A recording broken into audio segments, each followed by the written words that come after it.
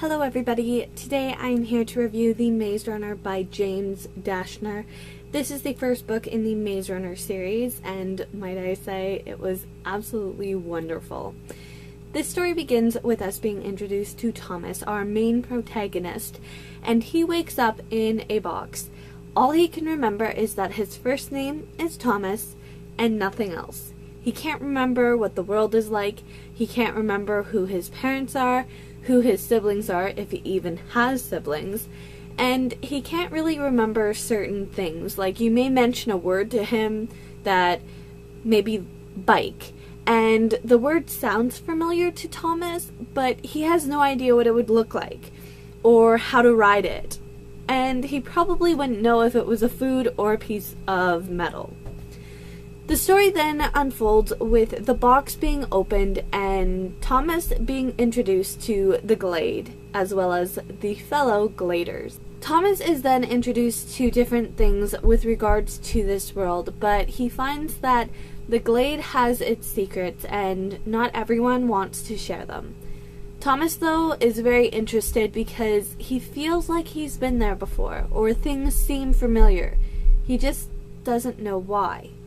And with Thomas arriving in the Glade, things start changing. I was very excited to pick up The Maze Runner due to the fact that it was a male point of view.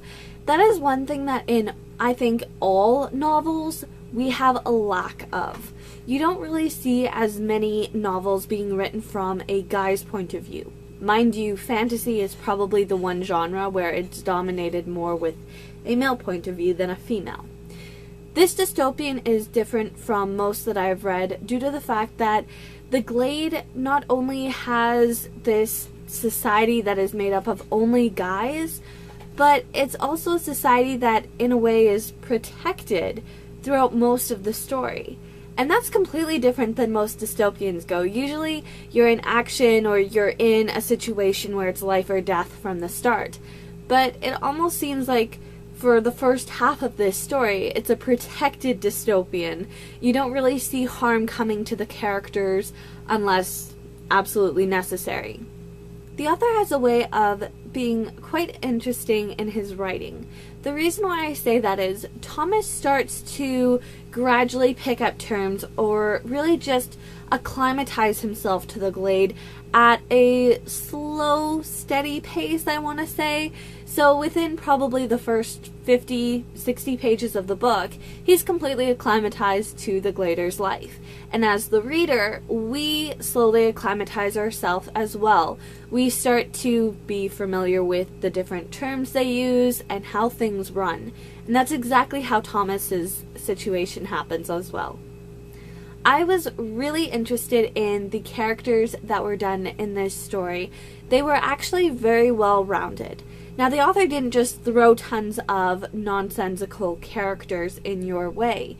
He actually put in maybe about half a dozen to 10 characters with names and like different information about them in the story at different times throughout the story so that you actually got to know your characters better and it was a little more understandable to the reader and you kind of saw how you felt for different characters the same as Thomas did. Now, if you guys haven't read this book, I would recommend to stop this, go read the book, and then come back at a later point in time and watch this because I am going to discuss just a couple of scenes. The first scene that I wanted to discuss is the one where Thomas is standing outside of the maze waiting for Albie and Minnow to arrive back in the safety, and he sees them coming towards the gate, and you can feel in that moment the intensity of the situation.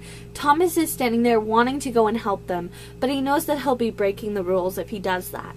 And finally, right before the gates close, you see him just take a step right through into the maze.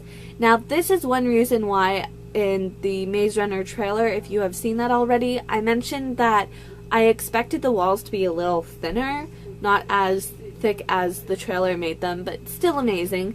Anyway, he steps into the maze and it's like everything hits the fan.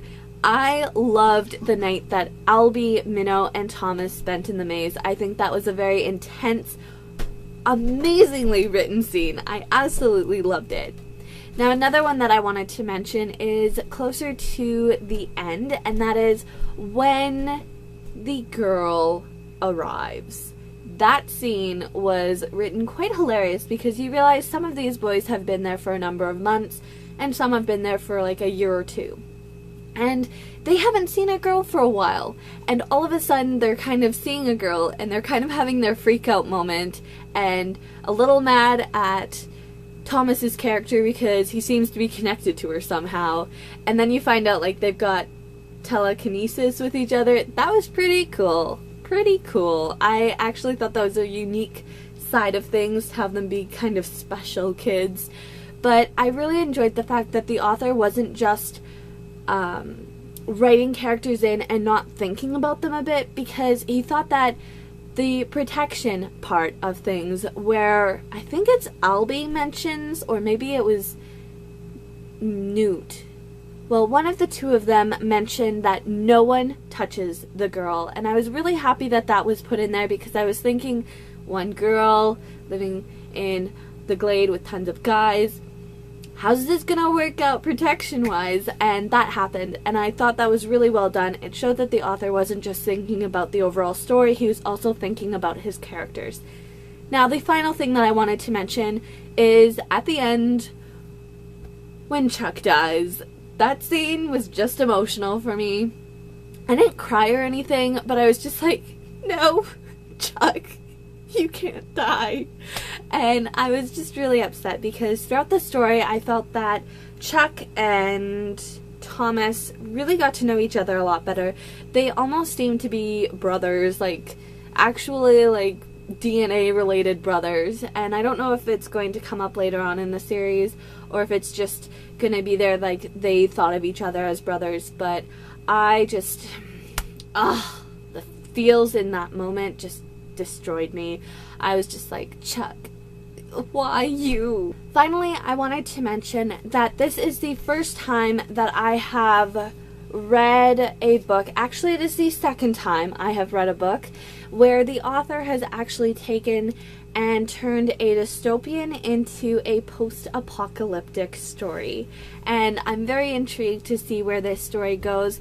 I'm not going to say the name of the other book that I read that was turned into a post-apocalyptic story, but I think this is the first time I've seen where the first book takes it from being dystopian into a post-apocalyptic world.